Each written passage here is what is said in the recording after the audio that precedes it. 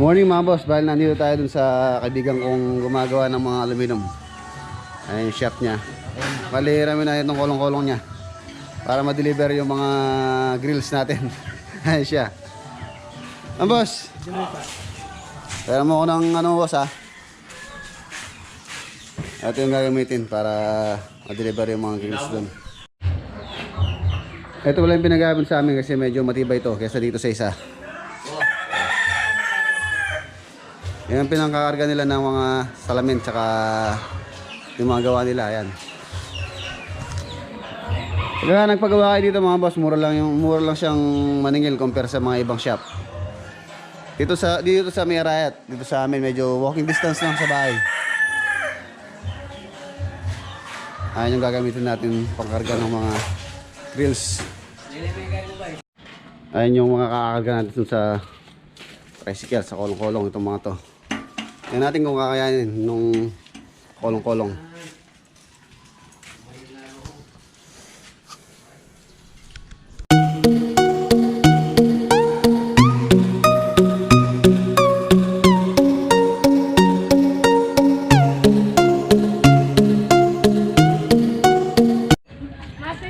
Sige mo dito. Paano may tira eh?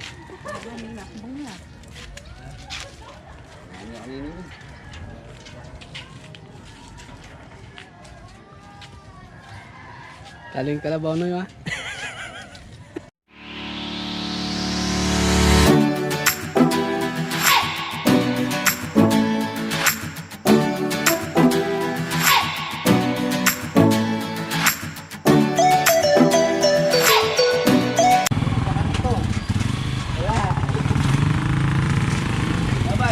Sige, ingat kayo.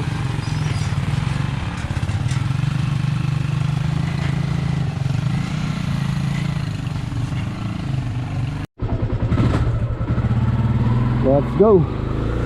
Nasa project para ma-install yung mga grills.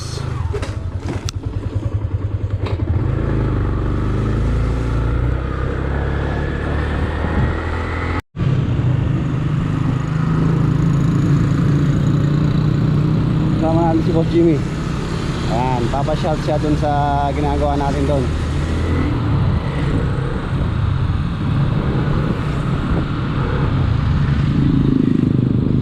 Ayos ah, naka-leather jacket na si Boss Jimmy.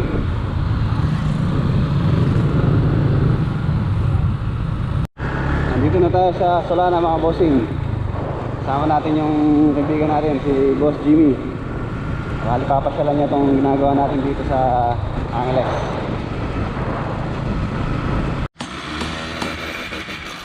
Bale mga boss, nandito na tayo sa site. Meron pala tayong bisita, syempre nandito si kaibigan natin si Boss Jimmy. Yan si Boss. Bali pumasya siya dito para makita yung ating ginagawa. Ay, nandito na rin yung mga grills, baka lalagyan natin ngayon to. Saka ako na rin puputulin yung mga gagamitin dito sa trellis. Ipoporma ko na rin yung pinaka-design nya. Ayan, bali sinisin sila nila yung pagkakabitan ng mga grills. Tapon sinisin nila pero mali yung sinisin nila dito kasi hindi kami nagkaintindihan ni Master Nante dun sa pinaliwanag ko sa kanya. Bali bumaba sila. Wala kasi ako kahapon kaya hindi ko sila na monitor. Ito, tama na to. Madali lang naman takpan yan.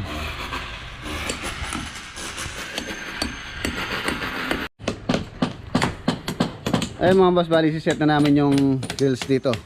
Ayun yung mga butas nung grill. Ito nabuhos na rin yun. Saka yung dito sa baba. Yung dito sa kabilang ano mga boss, di ko muna pinalagyan para madaling ipakasok dun sa ano, dun sa poste. Ilalagay ko na lang to pagka nakaset na yung dito sa kabila, yung hawak dito. Hindi pa nakalagay yun.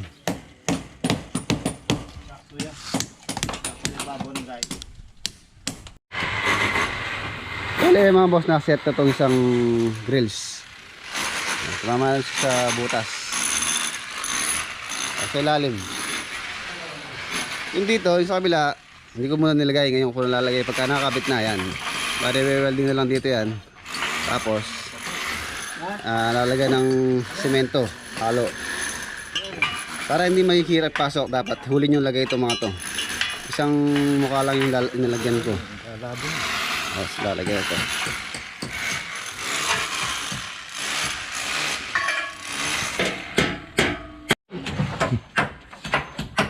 Busy si boss.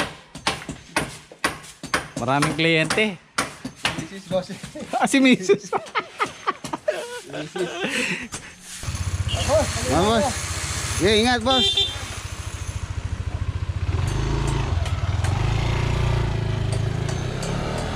You know. Malis na si Boss Jimmy. Gagawa muna tayo ng mga boss. Pattern dun sa tubular 2x4 para dun sa trellis. Yung design, yung pinaka-design niya dito. Ipa-pattern natin dito sa aperasong liso. Gawa muna tayong pattern para pare-parehas yung design. Ito yung aperasong liso mga boss. Itabas tayo ng kasi laki nitong 2x4. Gagawin natin pattern to para dun sa design ng ating trellis.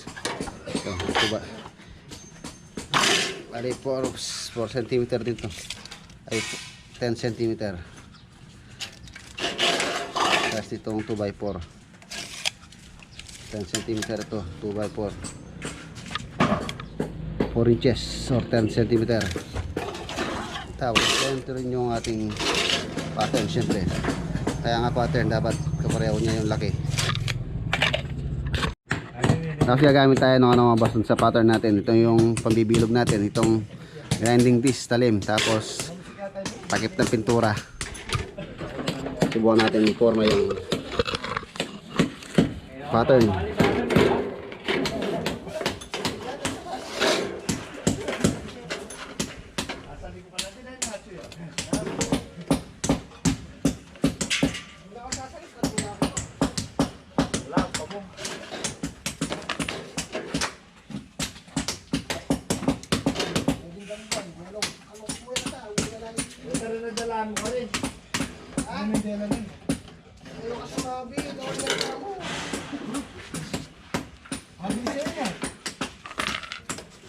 Gugupitin natin ito.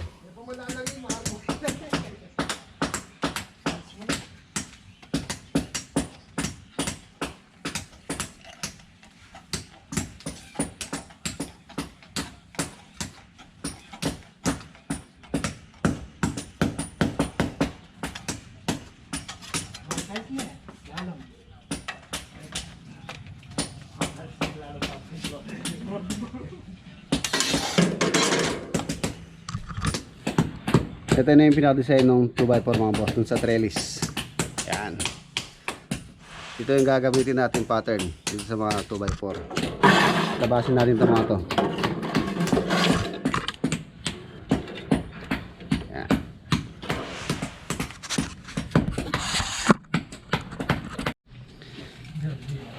Tapos mga boss, ito yung pattern natin. Lalapat natin dito sa 2x4. Tapos guguhitan siyempre. Ayan, bali naguhitan ko na yan. Ayan na yung tatabasin. Bali yung isa dito kanina, natabas ko na yung dulo dito. Ito yun. Ayan, ayan yung pinaka-design. Tapos sasarado ko pa dito to. Ayan.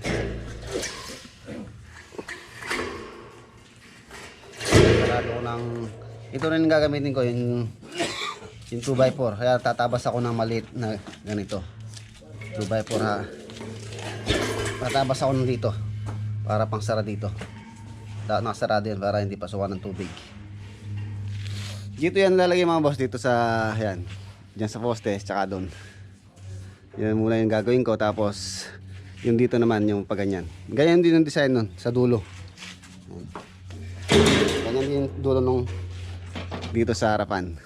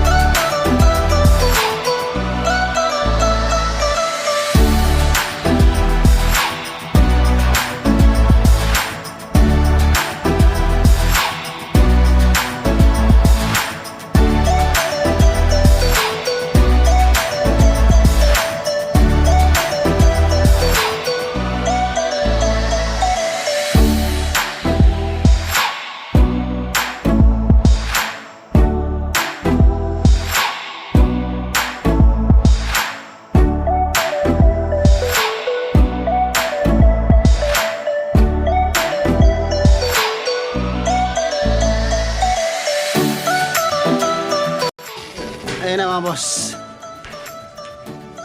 Ayan yung pinaka-design ng trellis. Sasarado lang yan. Magmumukha na siyang parang kahoy. Boss, nakapag-cut na tayo ng ganito, yung pangsasarado natin dito sa ating sinat. Bale, tumabas lang ako dito sa tubular. Bale, 2 inches din yung laki nung pangsasarado natin dito. Ito yung gagamitin natin pangsara. Para masarado to. Para madaling i-bend. Medyo manipis lang.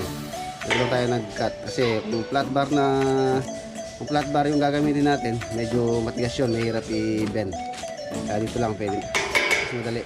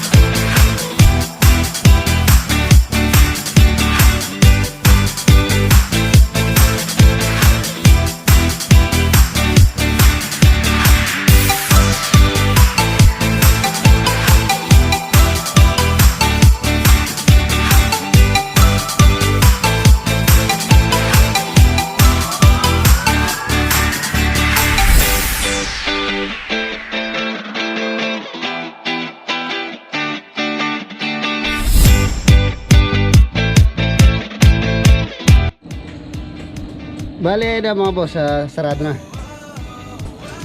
Grind na lang. Puro weld na rin yan. Linisin lang to. Gagawin natin.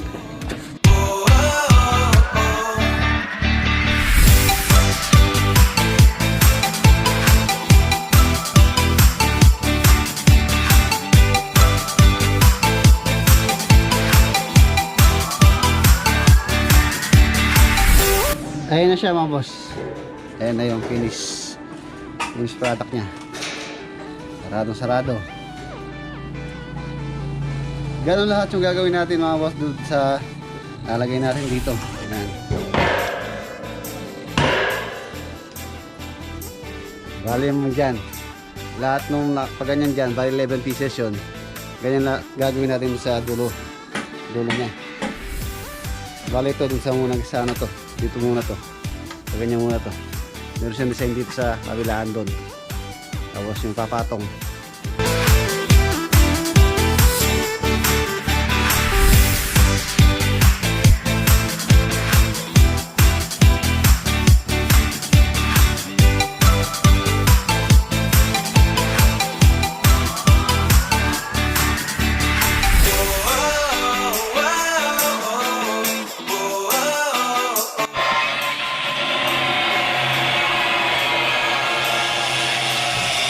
Bale mga boss, doon tapatong yung ating tubular, yung ginawa ko kanina ito. Ito. Tapatong dyan. Bale ginaltas ko dyan sa 2x4 na yan. Tapos tapatong doon. Tapos bubuhusan ng semento yan bago weldingan. Hindi pa kasi puno yan mga boss. Nagyan ko para dito sa 2x4. Kaya napatong na to, na welding. Saka bubuhusan ulit ng semento. Testing.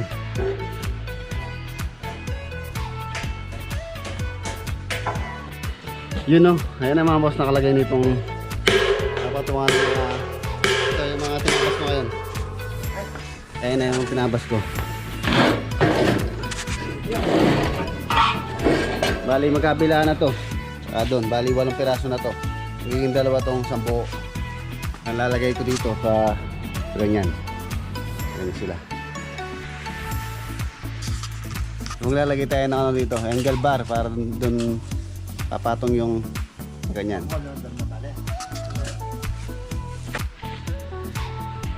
Bale mga boss, tetestingin ko muna itong isa. Ayun na yung pinaka-design nya. Ganyan yung style nyan. Puro pa ganyan yung mga lalagay dyan. Tapos nalagay ko na pala yung angle bar na papatong doon yung mga tubular na 2x4. Dito sa may biga dito sa lalim.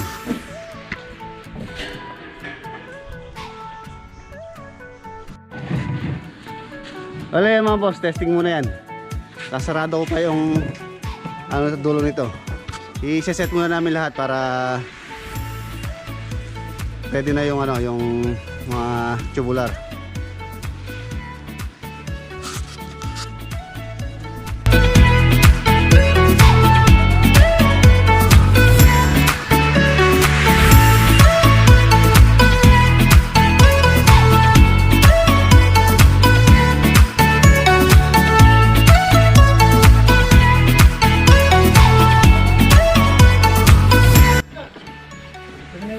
Ay mga boss, nalagay ko na itong ano, itong design ng trellis. Pero ano pa lang to, temporary pa lang kasi hindi pa nakasarado yung dulo.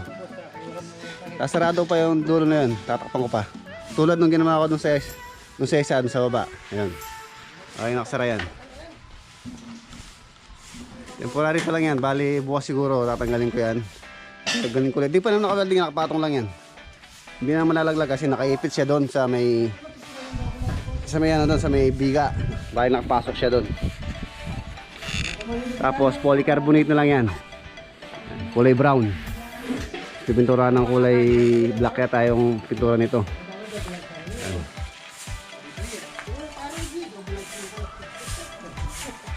Ito na yung trellis dito sa harapan. Yung sa likod, ganito rin yung design ng trellis sa likod. Tapos yung mga grills din, install na din yung mga grills. Ayan yung mga grills. Bali bukas pala, di-deliver pa yung iba. Yun, doon, wala pa yun doon. Sa likod. Yun doon, nalagay na yan. Yung mga grills dito. Ayan.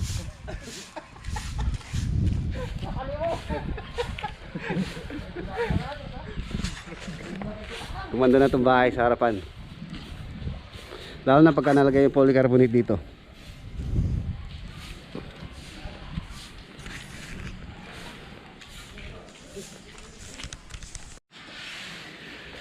Dito naman sa kitchen extension, ayan mga boss, bali patapos na rin tong kitchen extension. Malinis na yung ceiling, bali ilaw na lang to. Tapos yung lababo, malinis na rin. Lalagyan na lang ng cabinet dito sa ilalim. Bali aluminum yung lalagay na ano sa ilalim. Pinaka-cabinet niya, aluminum. Ayun na yung lababo dito. Dito yung stove. Yan, butas na yan. Tapos meron siyang saksakan doon sa baba. Tapos dito yung washing machine. Ayun yung saksakan, nandito yung saksakan. Bali, nilipat ko yun.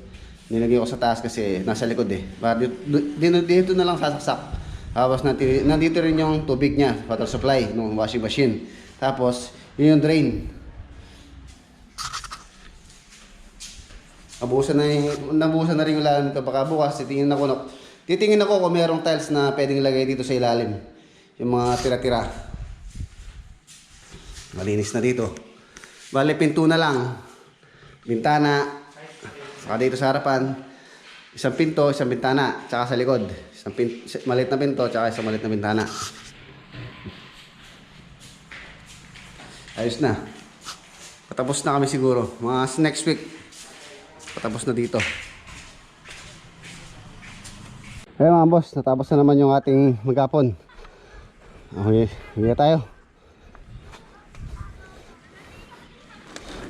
Yeah.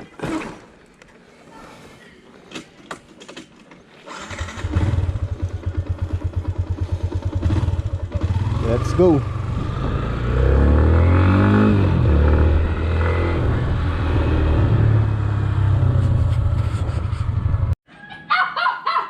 Nandito na tayo sa bahay mga boss. Bale, ito yung mga grills na dadalhin pa doon. Yung kulang pa doon. Apat na grills. Tapos yung gate, bale yung gate pala tapos na rin. Bale liso na lang yung nilagay ko dito kasi wala akong makitang hardboard. Yan, lisong 1.5 to. Pang ano talaga, yung makapal. Pang gate. Ayan ba? Bale siguro bukas dadalhin na namin to. Kaya lang masamang balita, walang kuryente bukas doon. Walang power daw, sabi nung guard doon kanina. Kaya siguro hindi tayo makakapag-welding bukas doon. Tapos, Yung palang nagtatanong mga boss, yung itong bisagra na to, bale hindi ko pala pinabricate to kasi binili na lang namin ready-made to. Yung bisagra na yan. May nabibiling ready-made dito. Bale isang piraso nito, 220. Isang pirasong bisagra. Ito yun. Bale ano yung nasa loob nito, shafting tapos tubong makapal. Ay, yung gate baka bukas mga boss, dadalhin ko na doon to para ma-ready na ron. Hindi malalagay bukas to mga boss kasi wala daw power bukas. Simula alas 5 ng umaga hanggang hindi ko alam kung hanggang alas 11 o alas 10. Half day lang kami bukas kasi Sabado bukas eh. Kaya hindi siguro malalagay bukas to mga gate na to. Tsaka yung trellis baka di rin matapos bukas kasi wala kang kuryente. Baka magpipintura muna kami bukas. Muna sa pintura. Bale mga boss, natapos na yung ating maghapon ngayong Biyernes. Siyempre yung po mga bago dito sa channel na to, i-click po yung subscribe button sa baba at saka yung notification bell para lagi po yung updated sa mga video may upload ko pa. Shoutout muna po tayo mga bossing. Shoutout sa Barangay San Roque, Moncada, Tarlac at sa BWJ Team Ilocano. Shoutout sa inyo mga boss. At shoutout din shoutout kay Eva Bignotea from Japan. At shoutout kay Billy Joe Aguirre from Singapore. At shoutout din kay Amiel Piging from Italy. At kay RJ Jimenez from Bacolod. At shoutout din kay Edward Balmoria from Abu Dhabi. At shoutout din kay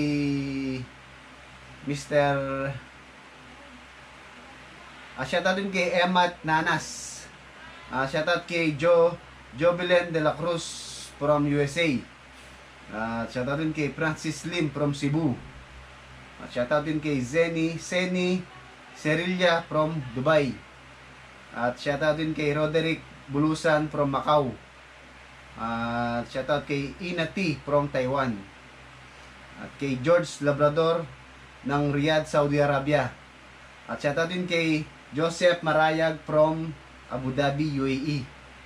At shoutout din kay Jay Salcedo. At kay Balen Glorioso from Kuwait. Shoutout kay Darwin Henete from Agu, La Union. At shoutout kina Isabel at Truth. Shoutout from Italianang Mangyan. Shoutout din kay Catherine from Japan. Shoutout din kay Maricel Magno from Hale, Saudi Arabia. Shoutout kay Mark Ares from Taytay, Rizal. At shoutout din kay Ricky Fulgencio from Baguio City. Shoutout kay Melvin Manawag from Damam. Ay mga boss, yung mga nagpa-shoutout natin mga bossing. Siyempre, tapusin ko muna po yung video dito. Yung mga bago sa channel ko, tulad sabi ko kanina, mag-subscribe na po kayo. Pinutin niyo po yung notification bell. Tapos, para lagi po kayong updated sa mga video may upload ko pa. Maraming salamat sa panonood. Kita-kita po tayo sa susunod na video. Paalam.